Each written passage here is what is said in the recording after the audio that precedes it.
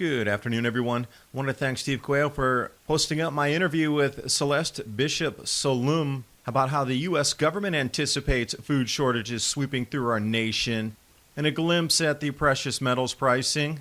It's such a climate emergency. Why did just 3 of the world's top 10 banks sign the UN climate goal commitment?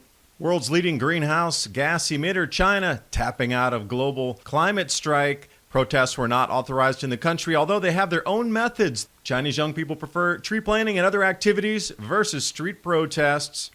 And a glimpse into the past, the last time we were lectured by teenagers, and also how teenagers try to dictate governmental policies. The Cultural Revolution in China.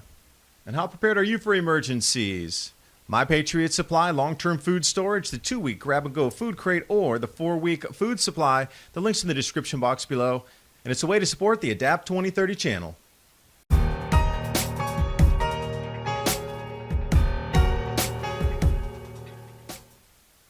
We've been led to believe it's the biggest climate emergency runaway extinction level event ever.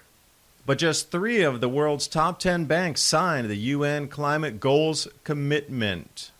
Now, what's interesting here is this coalition of 130 global financial firms are smaller than the world's top 10 biggest banks. Now, they term this the Principles for Responsibility Banking Pledge. In total, they've accrued $47 trillion in assets. That's not even half of what the Green Deal would be just for the United States alone. And I love the bottom paragraph. Other banks are interested in it, but they still have to agree and then map out plans by 2023. That's real interesting because that 2023 year is the same year I anticipate massive global food shortages. So keep that on your calendar, 2023 and 2024 harvest season. Thanks to Steve Quayle for publishing Year Zero, a convulsive time on our planet, with Celeste Bishop Solum. A really good blueprint on how the U.S. government foresees food shortages moving through the planet and how they're now terming it in their publications Year Zero. So keep your eyes out for the new lexicon change. Year Zero is like patient zero. They're expecting this year to be the first year with crop losses, and then from this point forward, less and less food. In such climate emergency, China with 30% of all emissions globally, even when you add that up, you have to take the United States, the EU, India, parts of Russia, and China still emits more than all of that. Interesting factoid how nobody questions what China's emitting, yet one cow farts in the United States and we need to revamp the entire regulation and taxing system. And I found this interesting schematic here, global greenhouse emissions by economic sector. I like how that agriculture, which means our food, consumes just a quarter of all the energy input in.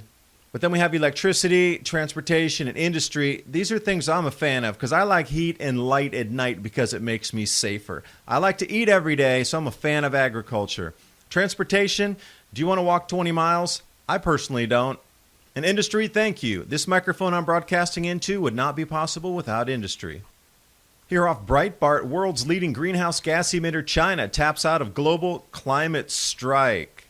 Again, all eyes are not on China because the biggest emitters cannot be judged. Isn't that interesting how it works? Plus, protests were not authorized in the country. Activists spanning 150 countries participated in the global climate strike, except China. But it's interesting how this Guardian article came out and quoted Zheng Xiaowen that the Chinese youth have their own methods. So I started digging into that thinking, what are their own methods? And here it is. South China Morning Post.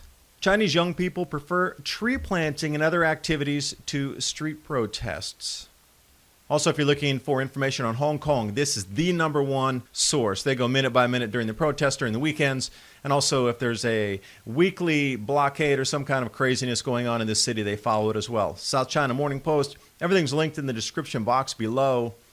And since we are on the China theme here, the last time that teenagers were put in control of economy, policy, politics, and government, we saw what the result was.